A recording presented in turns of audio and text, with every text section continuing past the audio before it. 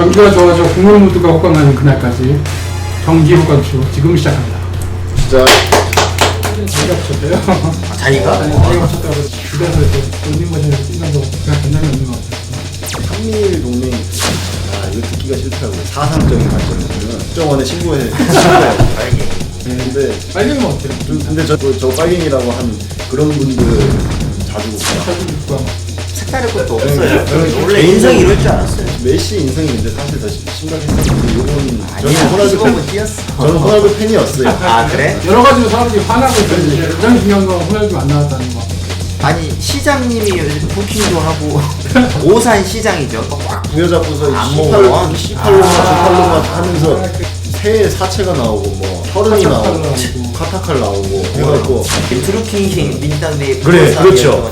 드루킹 같은 애들이 위장으로 일반 국민인 척해서 이재명이 내부 인사를 제일 많이 했고 그러니까 이재명이 어쩌고 뭐 추미애가 어쩌고 이 대선 그 제일 중요한 대선 오늘은 경기호강쇼 시즌 2를 맞아서 우리가 스피드하게 진행을 해보려고 합니다. 거기가 진짜 스피드하게. 네, 그래서 일단은 먼저 이제 각자 이번 주에 어떤 인물이나 어떤 사건에 대해서 베스트와 워스트를 한 번씩 뽑아보려고요. 우리 이제 정관사는 이제 베스트와 워스트 어떻게 생각하세요? 이번 주 베스트 이번 주 최재성 최재성? 최재성 왜요? 이거 일본 지금 민주당의 특위가 하나 구성이 됐잖아요. 일본 경제침략 대책특별위원회 그 위원장을 지금 맡고 있는데 오늘인가 뭐 이렇게 기사를 보니까 라디오인가 어디 나와서 말을 아주 시원하게 했더라고요. 일본한테 들어올 테면 들어와라. 들어와. 그러니까 그 백색 국가 그럼 보복을 갖다 우리도 하겠다. 뭐 할 카드가 여러 개 있다. 여러 개 있다? 뭐 이따가 우리가 한 번 더 얘기하겠지만 이건 주제에서. 대안까지 일단 베스트는 이제 그러면 최재성, 네. 워스트 워스트는 황교안 대표. 황교안. 왜? 당연히 황교안은 뭐 매주 지금 워스트지만은 뭐 어디 강연장인가 어디 가갖고 5, 60대 아줌마 아저씨들한테 자기들 지지자들한테 자식들 설득해서 우리 당 찍게 일단 정권 교체가 먼저다. 우리 당 좀 찍게 해라. 설득해라. 그거? 근데 그거는 설득한다고 되는 문제가 아니라 20, 30대들한테 정책적으로 예컨대 뭐 청년 정책 많잖아요. 청년 배당이라든가 뭐 여러 개 있는데 그런 것을 이렇게 실천을 해서 제1야당으로서 그렇지. 표를 받을 생각을 해야지 뭐 그런 식의 무슨 구걸 동량질 구걸 정치. 구걸 정치 그런 거는 바람직하지 않다. 이제 금방 교체되시겠다. 그래서 워스트다. 오케이 그러면 이제 우리 김 PD님 저는 나는 베스트가 황교안으로 봤는데 왜냐면 지지율 보니까 자유한국당이 20% 중반대에서 19%로 떨어졌더라고. 베스트지 최고지. 지지율을 떨어뜨려주는데 현전 방금 한 얘기 저런 얘기하고 돌아다니면서 떨어졌잖아. 대안을 못 내놓는 거예요. 그러니까 국민들은 공감 못한다라는 거 아니에요. 그다음에 워스트. 워스트는 이제 누가 뭐래도 난 날강도. 날강도 이번 축구 때문에. 그러니까 솔직히 저는 원래 메시 팬이기도 했지만 개인적으로 그런 설전들이 많았었잖아요. 근데 이번 기회에 인성이 드러났고 좀 이건 문제가 있었다. 좀 이따 좀 얘기해보겠지만 그래서 워스트로 날강도. 호날두. 저는 베스트는 우리 이런 안 좋은 소리들만 맨날 들리는 이런 상황에서 한 줄기 빛으로 탄생하신 계룡 여신이 계십니다. 육상? 육상의 양예빈 양. 50m 정도 차이 나는 것 같다가 이렇게 역전을 하면서 달리는 모습을 봤을 때 육상에서 장난 아니더라고요. 아니 400m 달리기를 하는데 50m 차이가 났었다고요? 개주에요. 1600m 개주에서. 어떻게 그렇게 계룡 여신은 자기가 붙였대요. 자기가? 네, 자기가 붙였다고 그러더라고요. 네. 그 다음에 저도 이제 워스트는 우리 호날두. 사건 사고 많이 일으키고 사라졌고 뭐 갈 때 그렇게 가고서는 집에서 이렇게 런닝머신에서 뛰면서 역시 인스타그램 올린 거 인스타그램에 이렇게 올려놓고 보면 참 애가 개념이 없는 것 같아요 지금. 이제 첫 번째 얘기부터 한번 이제 해볼까요? 이제 일본 관련해서 얘기를 한번 해봅시다 이제. 일본. 경제 침략 대책특위. 대책특위. 뭐 지소미아 얘기 나오고 막 그랬다면서요. 지소미아 철회도 그러니까 이게 한일 군사 뭐 보호 협정, 정보 보호 협정.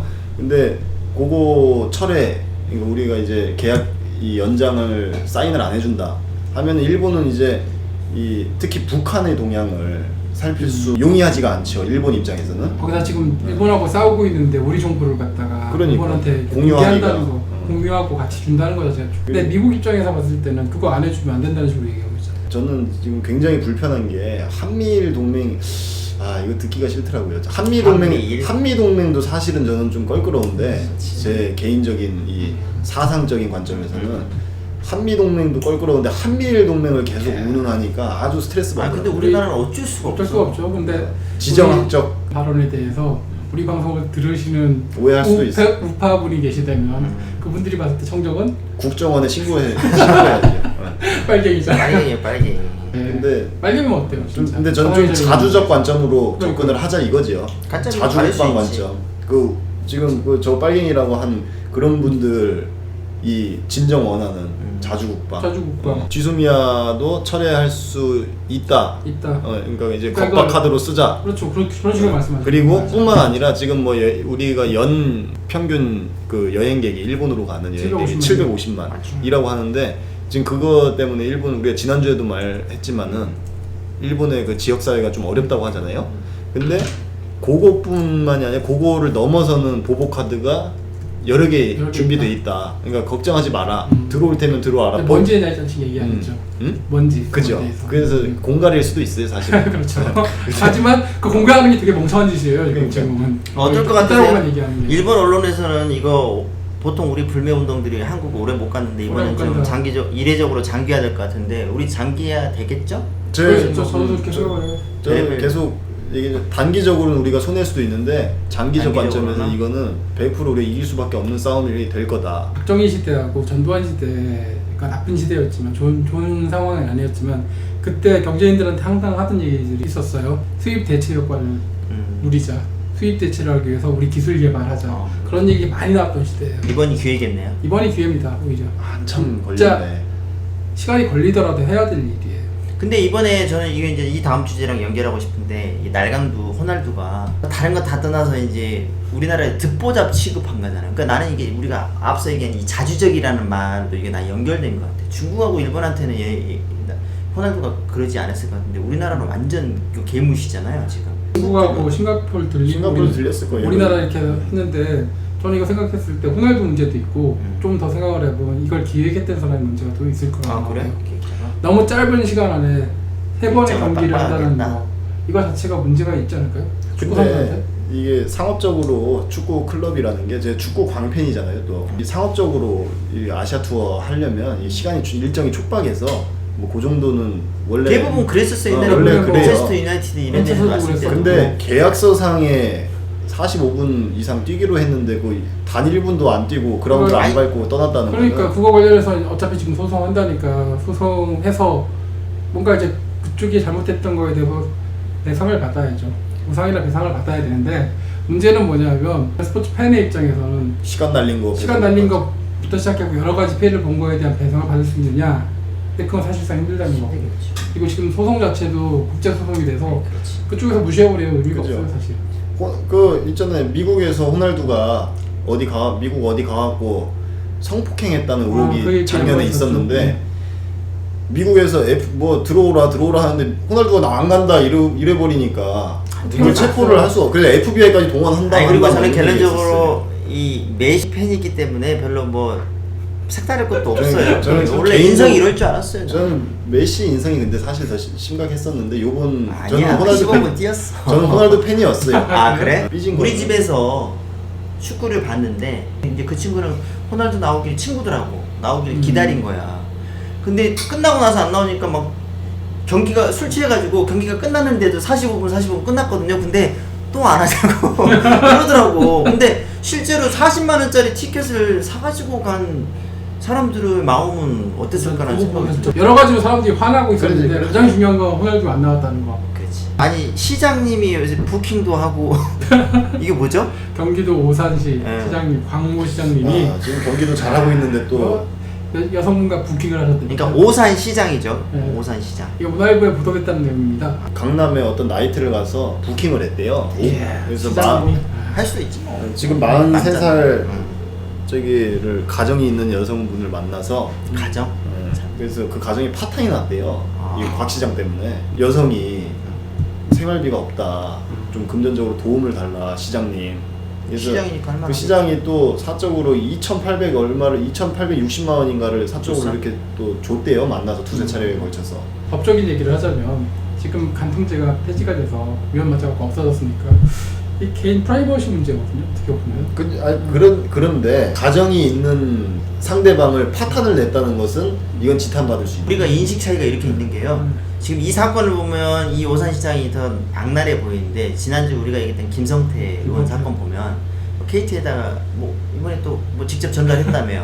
KT 입사하면서? 사장한테 그 고객부문 사장인가 사람한테 한 달 지나서 입사 그 공고나고 한 달 지나서 서류를 직접 그러니까 마감이 해가지고 됐는데. 아 그럼 완전 빼박이네. 빼박이죠. 그래서 그러면 김성태 의원 사건은 공적 영역이고 방금 오산시 사건은 사적 영역일 수 있다. 그렇죠. 수식제가 그래서 평천하고 그래서 공적 영역으로 확장시키는 거는 이제 유권자 마음이고 마음이지. 제가 봤을 때는 우리도 이제 근데 개개인의 그런 스캔들 문제에 대해서 좀 얘기 안 했으면 좋겠다는 얘기죠.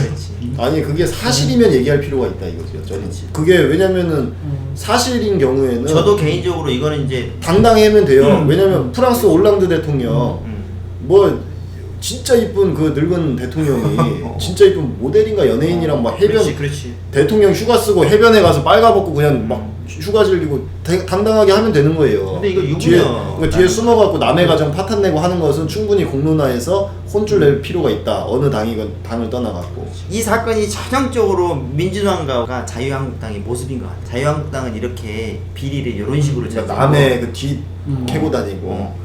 우리 같은 경우는 우리가 좀 자성적으로 그렇잖아요. 너무 이런 게 많이 일어나. 근데 동네가 동네인지라 오산이 오산이 왜?